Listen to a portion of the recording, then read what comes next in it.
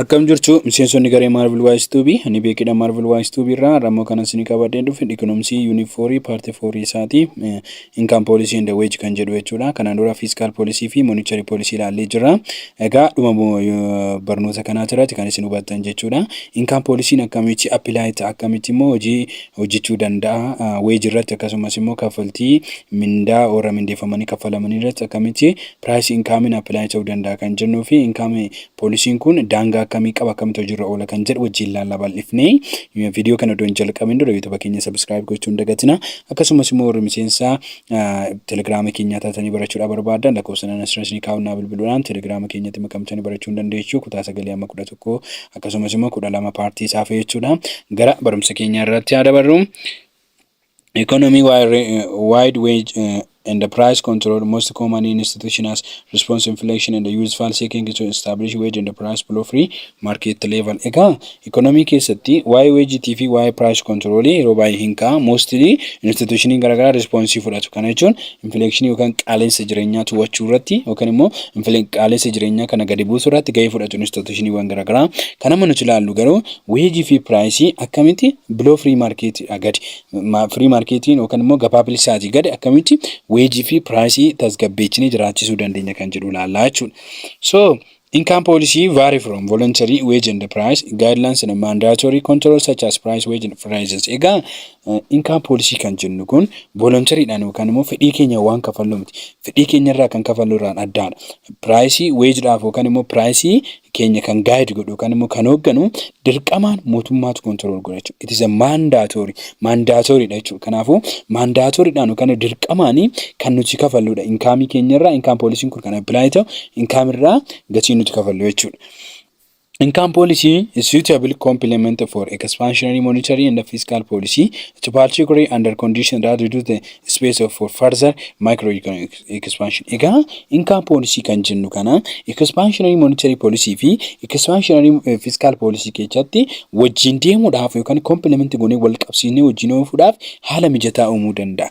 Kana jechuun economic expansion yommuu ilkee conditionin economy akka malee kan ta'u yoo ta'e yookaan kan ol ka'u yoo ta'e isa kana reduce gochuudhaaf gadi buusuudhaaf yookaan immoo economy yoo ol ka'us kan ta'e immoo ol kaasuudhaaf expansion gadi buusuudhaaf kan gadi ol kaasuudhaaf income policy fiscal policy wajjin yookaan monetary policy wajjin hojjechuu hin danda'a jechuudha.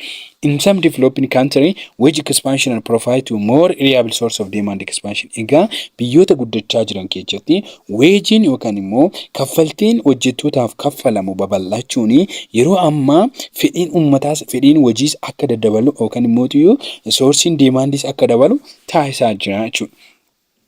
The policies that maintain real wage expansion in line with the productivity will provide sustained source of domestic demand expansion. Ega real policy income policy jennu kuni real wage yookaan wage hojjettootaaf kafalamu expenditure kafalamu fi akka productivity qabdu yookaan line productivity qaburra bifa sustain ta'een domestically biyya keessatti domestically uummata oomishamuun source sustain development ta'een akka deemuuf akka line kanarra productivity isaa deemuuf nu gargaara jechuudha.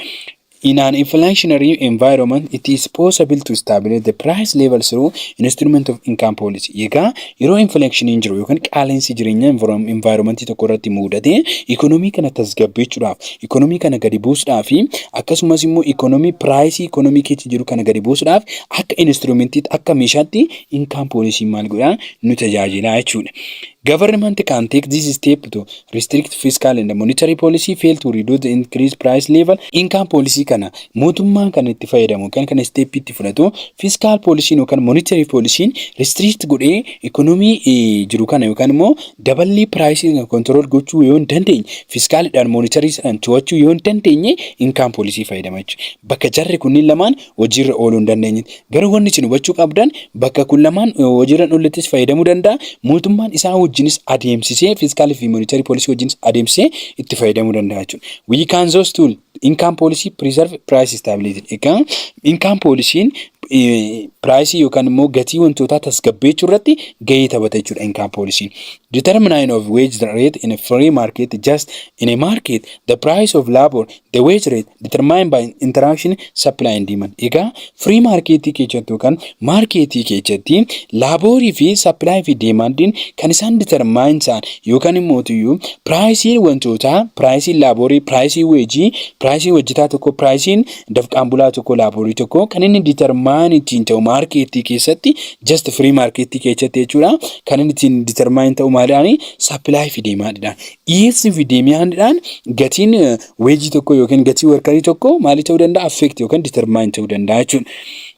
When the supply of labor increase, the equilibrium price fall, and when the demand for labor increase, the equilibrium rise. Egaa mee fakkeenyaaf supply'n hojjettoota yoo baay'ee kan jiraatu ta'e equilibriumiin bakkuma jirutti dura supply fi demandiin wal qixa bakka ta'anitti equilibrium jenna.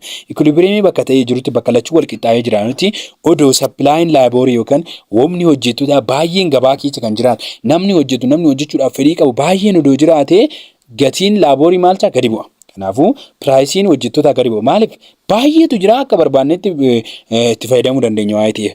Garuu deemandiin odoo gadi bu'e fedhiin laaborii kanaa dabalee amma sappilaayatu dabalee miti fedhiin laaborii odoo kan dabalu ta'e namoonni baay'een odoo kan dabalan ta'anii sappilaayin hin jiru sappilaayin gadi bu'e odoo ta'e laaboriin fedhiin laaboriidhaaf jiru namni nu hojjetu odoo amma warri isaan qacaranii hojjechiisuudhaaf barbaadan fedhiin isaanii odoo dabale namoonni qaxaraman kun odoo hin jiran ta'e namoonni qaxaraman kun namoota muraasa qofa odoo ta'e maaltu dabala piraayisiin isaanii yookaan immoo hammi isaan ittiin qaxaraman hin dabalaa jechuudha.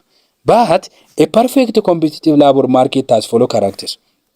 Egaa structuring marketidha bakka gurguddoo afuritti qoodamu. Structuring marketidha, free market, oligo market, monopoly market fi perfect competitive market kanneen jedhaman kutaa 11tti barataniirtu kunniin gurguddoo arfan itti qoodamanidha. Market structuring market kana keessa perfect competitive kan jedhamu free market kan jennu laaleera. Free market jechuun marketiin supply of demandidhaan kan maal taatu kan determine taatudha. Perfect competitive kan jedhamtu tun immoo kan gabaa keessatti structuring market keessa kaaraaktersii armaan gadii kana kan qabdudha jechuudha. Achi keessatti large number of firms compete with each other here a specific type of labor to fill with identical job. Lakkoofsi kaampaanii industirii garagaraatu dhiyaata. Baay'eetu dhiyaata. Industiriiwwan baay'ee lakkoofsaan numerical ta'antu dhiyaata. Erga dhiyaataniin booddee specific type harkaa qabu. Garuu baay'inaan haa dhufan malee kan isaan oomishan wal fakkaata identical job hojii wal fakkaata. Fakkeenyaaf namoonni akkaawuntaantii aan dorgoman gabaa keessatti kan dhiyaatan namoota 30,000 yoo ta'an identical job harkaa qabu. Namni 30,000 kun kan isaan ittiin dorgomaa jiran maalidhaanii akkaawuntaantii aan. Fakkeenyaaf faafrikaan kafana hodhu tokko naannoo tokkotti dhufe competitive market keessatti kan dhufu faafrikuma kafana hojjetan kana lakkoofsaan baay'ee dhageen identical job kan hojjetanidha jechuudha. Numerous qualified people who are identical skill and independent supply their labor service. Egaa lakkoofsaan qualify kan godhan yookaan immoo ulaagaa barbaachisu sana kan guutan lakkoofsaan baay'eetu dhiyaata. Akkuma sila isiniin jedhe akkaawuntaantiin gaafa baankiin tokko dorgommii baasu dorgommii qacarrii baasu namoota baay'eetu dhiyaata. Namoonni baay'een kun identical job kan isaan ittiin qualify godhan yookaan kan isaan ittiin satarfeetti godhan harkaa qaban maaliin isaanii akkaawuntingiyaa iskilii tokko wal fakkaata identical garuu independently kophaatti jechuudha supply ta'anii dhiyaatanii dhufanii jechuudha. Jecha keessatti kun competitive market keessatti amala competitive market namoonni baay'een identical jobidhaan hirmaachuu danda'u jechuudha.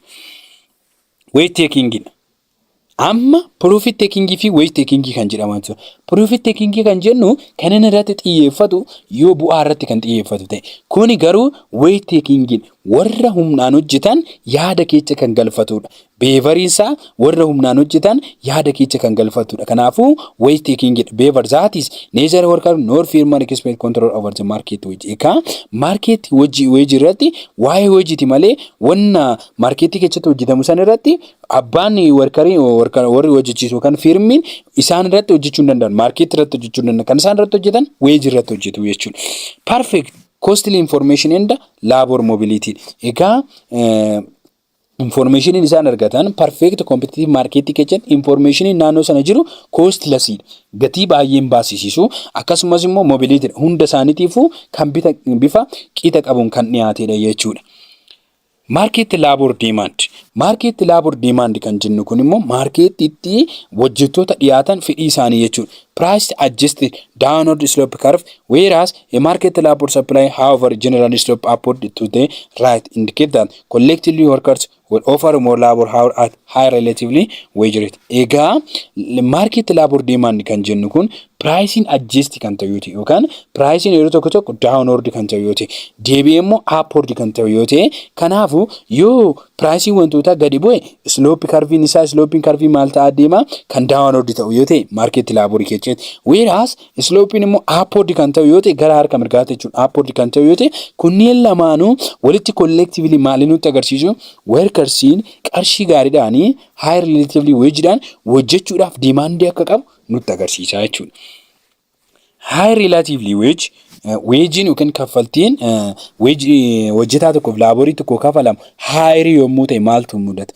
Attractive workers away from either household production, leisure or other labor market and towards the labor market in which the wage increase. Egaa high relatively wage kan jennu kun wage'in kafaltiin namoota kan dabalu yoo ta'e yookiin high relatively wage isaanii kan jiru yoo ta'e workersonni baay'een akka iddoo hojii sanatti hojjetan attractive godha. Jechuun humna isaaniitiin akka hojjetan maaliif kaffaltiin isaa baay'ee gaariidha waa'ee ta'eef. Kanaafuu laaborii baay'een gara maarkeetiitti dhufanii akka hojii isaanii hojjetan isaan taasisa jechuudha. Fedhii hojiis akka dabalu akkasumas immoo dandeettii hojii isaaniis akka cimu taasisa. This means that even though there are some workers who reduce hours of the workers wage rate increase, there are still new workers who enter into the labor market looking at higher wage rate. Egaa kana jechuun yeroo hojjetaan itti hojjetu sana gadi buusuudhaan akkasumas immoo weejii isaatiif kafaltii kafalamu dabaluudhaan workersonni baay'een gara hojiitti akka isaan enter godhan taasisuu fi hojii akka ilaalanii gara hojii mil'atanii hojii ilaalanii hojii akka hojjetan taasisuudha. Maal? Higher wage jira jechuun higher wage rate jira jechuun kafaltiin isaanii kafaltii hojjetaa kan inni maal ta'eera dabaleera. Sa'aatiin hojii isaanii gadi bu'eef kanaaf fedhii hojii hojjechuu hojjettoota kanaas maalii ta'eera jechuudha dabaleera jechuudha. The vertical height of the market labor supply curve measures the opportunity cost of employment the last labor hour. Egaa vertical height kan qabe haalli dandeettii isaaniitiif qarshii isaanii kan dabalu ta'e opportunity cost employers maali gochaa deema dabalaa deema sa'aatii darbe keessatti. Fakkeenyaaf opportunity cost kan jennu kun akkamsiitan. Lafa lamatu asirraa jennu fakkeenya isinii fudhadhaa. Lafa qonnaa lama haa jennu. Lafti tun A lafti tun B haa jennu. Lafa kana lamaan irratti namni tokko qamadii facaasuu barbaada jennu yookaan immoo garbuu facaasuu barbaade. Bara kana garbuutu na baasa yookaan profitabilidha jedhee qamadii dhiisee garbuu odoo facaasee alternatively maali dhiisee qamadii dhiisee. Kanaaf opportunity cost kan jennu kan best alternatively nuti dhiifne santu maalidhama opportunity cost jedhama. Kanaaf opportunity cost dabala jechuudha. In other words, perfect competitive product in a labor market. Labor market keessatti higher wage noo jiraate maali ta'a? Perfect dorgommii perfect ta'e yookaan immoo labor market keessatti dorgommiin competitive ta'e akka jiraatu taasisa jechuudha. Labor supply curve major marginal opportunity cost. Egaa labor marginal curve kan jedhamu kun kan inni major kan additionally opportunity cost additionally baasnu kan marginal opportunity cost kan irratti measure godha jechuudha inni kun. Furthermore, in order to attract more hours to labor market, the opportunity cost must be compensate with higher wage rate. Egaa namoota baay'ee attract gochuudhaaf workersota baay'ee maarkeetii keessatti sa'aatii barbaadametti akka hojjetaniif harkisuudha yoo barbaanne maal gochuu qabna? Opportunity cost isaanii sana higher wage'dhaan bakka buusuufii qabna. Higher wage'dhaan bakka buusuufii qabna jechuudha. Minimum wage kan jedhu kuni fakkeenya isinii fudhadha odoo kana define isiniin godhin jechuudha.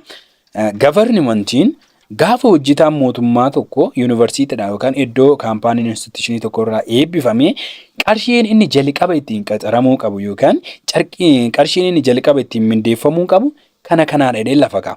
Inni xinnaan inni ittiin mindeeffamuu qabu namni dippiloomaa digirii tokko qabu kan maasterii tokko PhD tokko qabu kan inni ittiin mindeeffamuu qabu kanaan jedhee lafa kaa'a. Qarshii xiqqaan odoo maalii experience isaa ability isaa fi skill isaa odoo laaleen kanaan mindeeffamuu qaba jedhamee lafa kaa'ama. Inni sun minimum wage.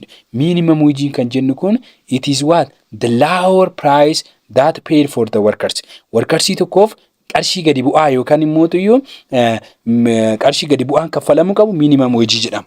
Minimum wage is the lower wage per hour that workers may be paid as mandated by federal. Egaa Minimum wage kan jedhamu kun qarshii lowest wage kan ta'e qarshii gadi bu'aa warqarsii tokkoof gadi kafalamuu qabu kan mandate ta'e dirqamaan federaaliin mootummaa federaala lafa kaa'edha.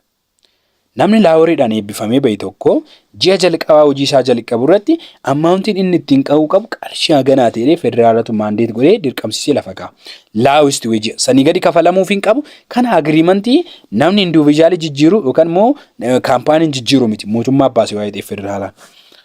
In simple word, it is legally mandate price floor in hourly wage below which workers may not be offered or accepted to job. Egaa kana jechuun simply legally kan bahe price floor daangaa gadi bu'aa firaawusii xumura piraayisiiti jechuudha. Kanaa gadi kafalamuu qabamu jedhee haaworii kana keessatti kanaa gadi kafalamuu qabu jedhee maandeetii mootummaan kan lafa kaa'e. Kana warkarsiin yookaan immoo namni kaampaanii qabu yookaan immoo hojjetaan jijjiiruu hin danda'u jechuudha. Accept gochuudhaaf hojii kamittuu gaafa dhufu kan kafalamuuf qabu kana dirqama. Minimum which can be defined as the minimum amount of remuneration that employers are required to pay to wage earners for the work that is performed during the given period, which cannot be reduced by the collective agreement or an individual contract. Egaa akka sila siniin jedhe minimum hojii kan jedhu kun dirqama kafalamuu fi kan qabu kan ibsu requirement pay wage'aaf kafalamu hojjetaan tokko argachuu kan qabu kan hojjetaan tokko yookaan immoo collect agreementidhaan individualin tokko gadi buusuu yookaan ol kaasuu hin dandeenye jechuudha. The purpose of the minimum wage is to protect workers from the unhealthy low pay. Egaa sababii minimum wage'n yookaan immoo qarshii kafaltiin mindaa gadi bu'aan kun xiqqaan inni xiqqaan kan hidhamee lafa kaa'ameef workersii tokko qarshii gadi bu'aan akka isaaf hin kafalamne protect gochuudhaaf eeguudhaaf jechuudha. Eeguudhaaf kaayyoonsa.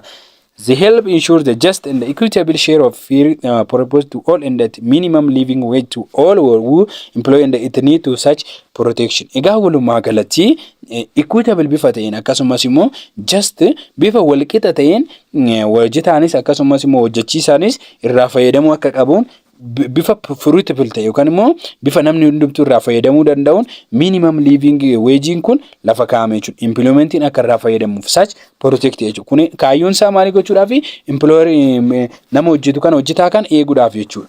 Minimum which can also be one element to policy overcome poverty and reduce inequality include between men and women by promoting right to equal recognition for the workers of equal value. Egaa minimum wage'n kun kaayyoon isaa elementii maalii keessatti qalchuu qabna poolisiiwwan keessaa poolisii hiyyummaa rakkoo hiyyummaa jiru overcome gochuudhaaf yookaan furmaata itti laachuudhaaf nu gargaaru inequality jiru reduce gochuudhaaf walqixxummaa dhabamuun inequality kan jennu kun yoo walqixxummaan hin jirre inequality jedhama inequality hin jirre kan gadi buusuudhaaf akkasumas immoo walqixxummaa dubartootaa fi warra dhiiraa jidduutti eeguu fi mirga waa godhachuu yookaan waa uummachuu hojjettootaas eeguudhaaf akkasumas immoo mirga hirmaannaa hojjettootaa eeguudhaaf jechuudha kan inni minimum wage kana mootummaan mandate godhee lafa kaa'e. Price flooring policy egaa pricing policy kan jedhamu. Poolisiin kun income policy keessaa isa tokko paartii income policy keessaa inni kuni pricing policy kan jedhamu kun inni kun bakka gurguddaa lamatti qoodama hin laala. One of the income policy in economic price control most common institution responsible to inflation usually seek to establish price with below free market level. Egaa pricing policy kan jedhamu kuni income policy keessaa isa tokko ta'ee price control gochuuf kan nu gargaaru. Akkasumas inflation dhufe mudate price dhaan waayiteef inflation price sana control gochuuf kan nu gargaaruu fi free market keessatti immoo pricing below free market akka ta'u free market gad akka ta'u eeguudhaaf kan nu gargaarutu pricing policy jedhama.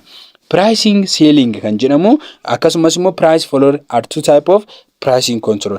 Pricing controlling kun bakka gurguddaa lamatti qoodama. Price ceiling fi price flooring. Price flooring kun minimum hojii isa jenni sanaadha. Garaagarummaan qabu. Price ceiling kan jennu immoo faallaa price flooring. Price flooring kan jennu kun maal jenneera? Gatii hojjetaan tokko gaafa qaxaramu qarshiin gadaanaan kafalamuu fi qabu kana jedhamee kan taa'etu price flooring. Akka biyyaatitti immoo qarshiin hojjetaa tokkoof kafalamuu qabu kana darbuu hin qabu daangaan isaa inni olaanaan kafalamuu qabu kana jedhamee kan lafa kaa'amuutu immoo price ceiling jedhama. Kunniin damee price controliti jechuudha lachuu. The do opposite thing as their name suggests. Lachuu waliif opposite. Inni tokko daangaa inni tokko immoo gadi bu'aadha jechuudha. So price ceiling put a limit on the cost that on has pay that can charge it for sometimes it maximum cost keeping price from rising above the certain level. Egaa price ceiling kan jennu kun maximum kan inni kafalamuu qabu kanaadha. Bakka equilibriumidha gadi ta'uu qaba kun. Equilibriumidha gadi ta'uu qaba. Must kafalamuu kan qabu maximum costiin pricing kafalamuu qabu kana ol darbuu hin qabu. Above certain level kana ol darbuu hin qabu jennee daangaa kan goonu jennee paying kafalamuu qabu kana jennee kan lafa goonutu price ceiling jedhama. Inni kun equilibrium gadi jechuudha. Inni price ceiling jedhamu kun equilibriumidha gadi. Price floor kan jedhamu kun immoo equilibriumidha oli. Equilibriumidha oli. Kana yoo jennu establish minimum cost akkuma isiniin jedhe sana minimum cost duratti kan jennu laaleera minimum cost qarshiin jalqaba irratti kafalamuu qabu kanaadha jedhamee laayiniin kaawamee benchmarkii kana gadi darbuun qabu bootamii kana gadi darbuun qabu jedhamee kan lafa kaa'amutu price floor. Price floor jechuun minimum cost hojjetaa tokko kana gadi kafalamuu qabu jedhamee dirqama kun mandate ta'e kan taa'u jechuudha. It keep price falling below them particularly kan barbaadamu sana gadi akka gadi hin buune pricing kan eegudha jechuudha. Kana gadi akka gadi hin buune jedhamee kan lafa kaa'u. Price ceiling is the mandate maximum amount seller in allow to charge product service. Egaa price ceiling kan jennu kun mandate dha dirqama mootummaan kan baasudha. Kana ol yookaan immoo service kennamuuf yookaan tajaajila kennamuuf kana ol kafalamuu qabu garuu hamma kana hin danda'ama jedhamee daangaan kan kaawwamuuf charge kan ta'u product fi service irratti jechuudha. Usually set by law, price ceiling are typically applied to stable such as food and energetic product when such good become affordable to regular consumer. Egaa price ceiling kun government seeraan kan lafa kaa'u. Price ceiling kun baay'inaan applied kan ta'u baay'inaan nyaatota garagaraati. Iddoo nyaata garagara gatiin nyaata kana ol darbuun qabu yookaan energy product kan godhani warra energy oomishan nyaata oomishan kana ol darbuun qabu jedhamee isarratti apply kan ta'u baay'inaan jechuudha. Inni kun yoo consumeriidhaaf affordable ta'uu baate nama bitee itti fayyadamu nama itti tajaajilamuuf meeshaan oomishamu sun gahaa miti yookaan namni bitee itti fayyadamu sun hin miidhama yoo ta'e affordable yoo ta'e kan price ceiling eeguun barbaachisaadha jechuudha. Fakkeenyaaf Faabrikaan buskuuta oomishu yookaan koshoroo oomishu tokko maal godhaa hojjettoota isaa mindaa hojjettoota isaa bakka buufachuudhaaf waan gurguru sana irratti nyaata gurguru sana irratti qarshii dabala. Kanaaf warri bitummoo affordable gatiin isaa akka malee waa'ee itti qabu gatii kana tilmaama keessa galchuudhaaf warra qarshii hojjettoota saniif qarshiin isaanii daangaa akka hin dabarre taasisa jechuudha industirii keessatti. Price ceiling maximum legal price below equilibrium price. Egaa akka siliin jedhe sana amma fakkeenyaaf inni kun aggregate supply inni kun aggregate demand dha jechuudha. Inni kun equilibrium. Asirrattidha kan aggregate demand fi aggregate supply equality. Kanaafuu kafaltiin price isheen tun price maaliti aggregate demand inni kun immoo quantity dha. Kanaafuu price tanaa gadi ta'uu qaba. Price tanaa gadi ta'uu qaba. Pricing kun maximum legal price kan jedhamu kun ishee price equilibrium asitti equilibrium tanaa gadi ta'uu qaba jechuudha. Kan price ceiling maximum kan akka kafalamu qaba equilibrium dha maalidha gadi jechuudha. Equilibrium dha gaditti. It preserve initiative ultimately consequence it create the shortage. Egaa sababii kanarraa kan ka'e preservative wantoota jiran sana eeguudhaaf kan ultimately consequence dhufu eeguudhaaf kan ta'an garuu price ceiling dhiibbaan isaa maaliif fida shortage fida akkamittidha amma fakkeenyaaf inni kun aggregate supply inni kun aggregate demand dha price asitti wal qixa ta'a jenneera mitire asi amma price dha inni tun quantity amma quantity kanaaf price isaa maal ta'eera below dha jennee mitire below kafalamu qaba astaati jechuudha kan maali kan price ceiling kana ta'an kanaafu namni oomishee supply godhu maal pricing gadi bu'aadha baay'ee kanaafu supply hin jiru ta'u maal fida shortage fida kanaafu consequence price ceiling shortage dha jechuudha shortage price floor kan jedhamu immoo price daangaan xiqqishuun limit taate kanaa gadi ta'uun qabu kana oltu kafalamuu fi qaba jedhamee price ceiling ta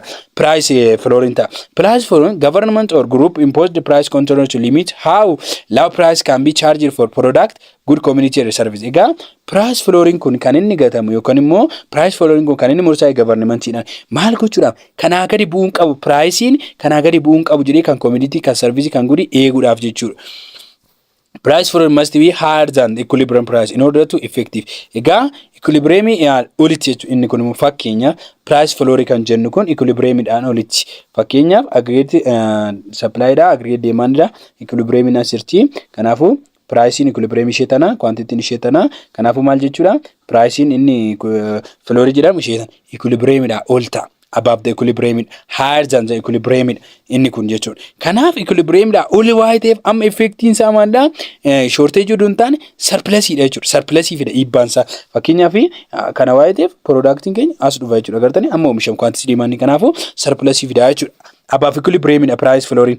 An example, price floor is minimum wage law, where the government set out minimum hourly rate can be paid for labor price floor often imposed by government. However, there are also price floor which are implemented by non-government organizations such as company in the practice of the realist practice maintain. Ega price floor kana fakkeenyaaf minimum wage neera qarshiin hojjetaa tokko kafalamuu qabdu ishee tana jennee xiqqoon tana sanii ol kafalamuuf hin danda'anne lafa goreera price flooring kun ka yeroo keessatti kan inni kafalamu kana governmentiin imposed godha darbee governmentiin alattis non government institution garagara organization garagaraas price kana yookaan immoo price floor kana maalii godhu hojiirra oolchu jechuudha. Amma fakkeenyaaf mindaa tokkotti private company tokko keessatti yoo qacaramtan gatii keenya inni gadi bu'an kan dangan keenya kana jedhanii lafa kaa'uu hin danda'u jechuudha isaanis. With realized price maintenance and manufacturing in it is distribution agrees that distributors will sell that manufactured product at certain price, realized price maintain at or above price level minimum sale price maintenance. Egaa sababbiin isa kana fayyadamanii fi jechuudha price floor kana fayyadamanii fi warri manufacturer keessatti hojjetan kan distribute godhanii hojjetan kuni price selling eeguudhaan ummanni hojjetaan sun akka miidhamneef minimum maintain gochuudhaaf yookaan eeguudhaaf isa kana fayyadamu jechuudha. A price floor which is set above the market equilibrium has price several side effects. Egaa price flooring kun akka salasanitti misan equilibrium dha ol sinin jira. Price flooring kun equilibrium dha oli. Equilibrium dha ol ta'uun effect garagaraa yookaan side effect garagaraa qaba. Tokkoffaan fakkeenyaaf amma akka salasanitti misana aggregate supply aggregate demand ishee tana yoo price in isaas ta'e kun price equilibrium ti kun quantity equilibrium ti h dhufa quantity nasufa kanaafu quantity nasufa jechuudha. Consumer find they must now the higher price for the same product. Egaa consumer in tokko namni fayyadamu tokko maalii kafalu edha quantity fayyadamuuf higher price kafalu edha jechuudha. Higher price yaa ta'u yookaan immoo price wantoota above equilibrium ta'e waan fayyadamu sana maalii gochuu edha jechuudha. Higher price kafalu edha consumer namni fayyadamu tokko.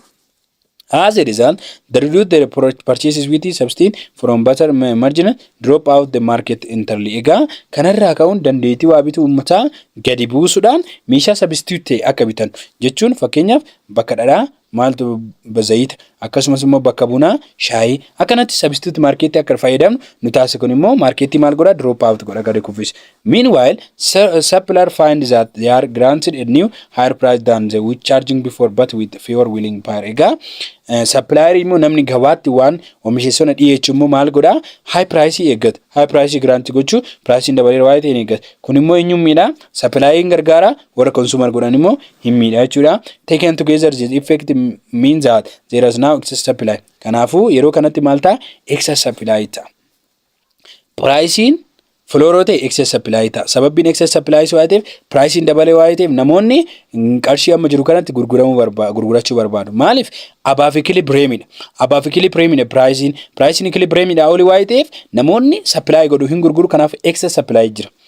The product market maintains the price floor over the long term. Egaa long term keessatti price floor keessatti maal tura surplus production jira jechuudha. The equilibrium price determine when the quantity demand is equal to the quantity supply. Egaa equilibrium dha jechuun kan dandeenyu garuu quantity demand fi quantity supply yoo wal qixa ta'anidha. Garuu price floor irratti quantity yookaan immoo pricing above equilibrium dha. Akkasumas immoo price selling irratti quantity below equilibrium dha. Kanaafuu dhiibbaa shortage fi dhiibbaa supply qabu jechuudha. Excess supply qaba. Furthermore, the effect of mandate higher price transfer some of consumer surplus produce surplus while creating dead weight loss at price move upward from the equilibrium. Ega kun immoo maal godha effective mandate godhanii price floor gochuu higher price in consumer irratti akka dhufu surplus production immoo warra supply godhu irratti akka dhufu taasisu. Kanaafuu consumerota himiidha supplierota fayyada. Yaa ta'u garuu iddoo kanatti iddoo walitti hin ginne yookaan dead weight kan jennu iddoo supply fi demand wal hin ginne taasisaa jechuudha. Kanaafuu price akka malee waa'ee dabaluuf maal irratti above equilibrium waa'ee ta'uuf jechuudha. At a price floor lead to market failure, market not able to allocate scarce resource in efficient manner. Egaa kanarraa kan ka'e price flooriinis market failure fiduu danda'a. Maaliif marketiin bifa qixa ta'een scarce resource yookaan hanqina resource jiru san allocate gochuu hin dandeechu. Waa'eetiif efficiency marketii san gadi buusaa jechuudha. Gama birootiin immoo foreign exchange policy kan jedhuun walitti deebina. Amma sanatti YouTube keenya subscribe godhaa. Galatooma.